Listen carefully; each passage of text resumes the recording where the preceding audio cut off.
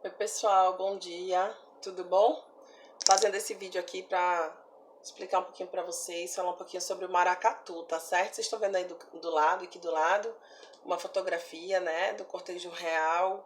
Vocês estão vendo um grande guarda-sol, né, debaixo desse guarda-sol vem todos os personagens, vem os personagens mais importantes do maracatu, no caso o rei e a rainha, eles vêm debaixo desse guarda-sol, tá certo? Então, o maracatu, ele vai mostrar justamente isso aí, já começaram a falar, né? Eu tô com um texto aqui de Ascenso Ferreira, tá? Um dos maiores folcloristas, assim, que a gente tem notícia. Ele é de Recife e ele escreveu assim: as festas em honra dos Reis Magos foram, a meu ver, instituídas no Brasil pelos missionários catequistas, né, que encontraram nas três cores distintas que caracterizavam aquelas figuras da história do nascimento de Jesus um ponto de contato para a conversão dos elementos indígenas e negros à fé cristã. Então, o maracatu ele tem muito dessa característica afro, né, dos descendentes negros, porque ele carrega no seu cerne uma resistência da cultura negra, né, a se submeter à cultura branca, né, porque os portugueses eles queriam que os africanos esquecessem o seu passado e fossem e servissem a eles de uma forma escrava e também não exercessem nada que lembrasse, né, a sua origem, a sua identidade cultural, a sua etnia, né, que eles vieram da África, né. Mas aí o maracatu e essas formas culturais, né, elas faziam com que o quê? Com que o negro, né, o africano, o afrodescendente, no caso era o africano mesmo, né, então, e os filhos dos africanos, porque isso foi continuando, foi se perpetuando em outras gerações, né? Mas que isso, acho que não morresse essa lembrança, né? Do seu passado histórico, da sua identidade cultural, porque lá na África eles sempre fizeram isso, né? Essa coroação dos reis negros. Então, essa lembrança de que havia uma importância, né? Uma valorosa, um valor cultural, um valor artístico, né? Também um valor artístico dentro dessa na dança, tanto na dança, na execução da dança, quanto na manifestação, né? Então, assim, dentro dessa cultura, né, do maracatu, vocês vão ver também que os personagens eles significam, né, uma ligação dos indivíduos também com a questão com a questão cultural que eles têm com a religião deles, né? Mas não necessariamente não fazer o secto não é algo religioso, mas isso também servia para porque o maracatu ele acontecia na porta das igrejas católicas, né? Então também era uma ponte de diálogo, né?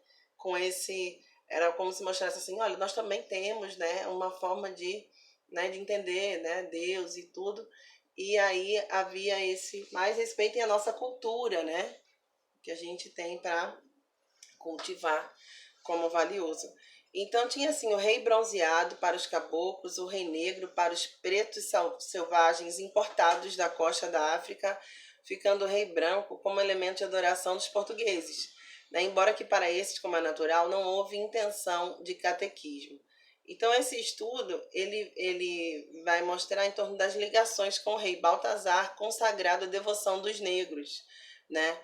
Então ele pega um dos três reis magos, né? Aí para falar que tem essa importância histórica também, né? O valor, né? Dentro da igreja, né? Católica, né? Então representa um esforço no sentido de lançar algumas luzes sobre a origem do nosso maracatu. Então, como foi a origem do nosso maracatu? A gente está falando sobre isso, tá, gente? Queria até que vocês fizessem esse desenho para pintar, mas é tudo tão. Aí vocês estão vendo também a representação, né, das baianas, né, as caterinas. Você tem aqui a representação do rei negro, né, ele todo paramentado, né, coroado, tá? Com a sua sapatilha, tá bom? Deixa eu falar aqui um pouquinho para vocês sobre esse texto agora. Valfrido Pé de Cabra, né, figura clássica de senhor de engenho que se apeava do pedestal. Cadê? Deixa eu ver se é esse aqui. Acho que é. Não, não é. É esse aqui, né? Então, para ombrear-se gostosamente com todos os cabras de Palmares, nos seus baianais, sambas e reuniões carnavalescas. Então, Valfrido Pé de Cabra foi quem um dia me lançou a queima-roupa esta pergunta, numa noite de carnaval do Recife, né?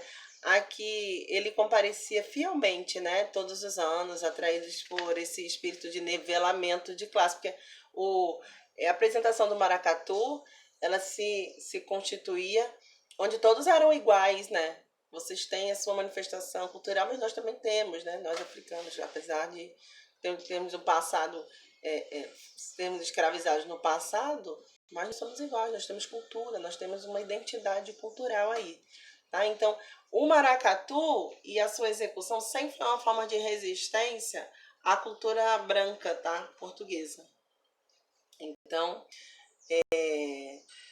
Então, atraído por esse espírito de nivelamento de classe, é uma curiosa característica dos senhores de engenhos da época de após libertação dos escravos, né? Todos queriam se mostrar iguais ali, apesar de não terem tido um passado igual. Então, após a libertação dos escravos, eles ficaram sem terra, sem ter com o que começar a sua vida, né? Simplesmente, vocês estão livres, né?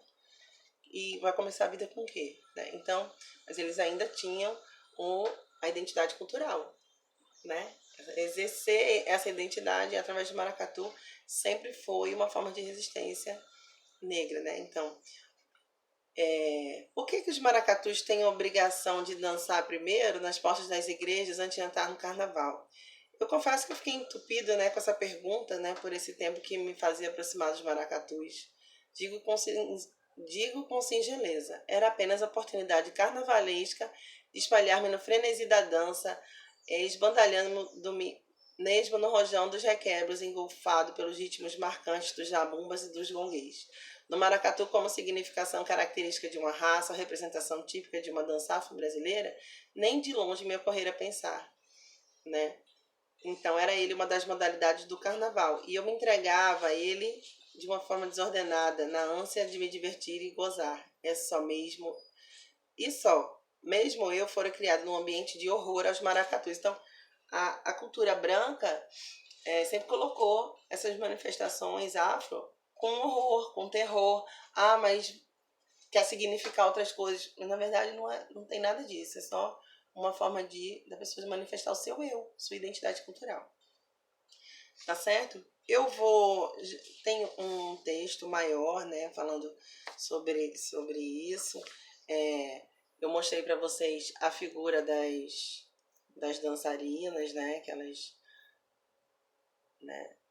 dançam, né, com esses penduricalhos, esse adorno na cabeça, né,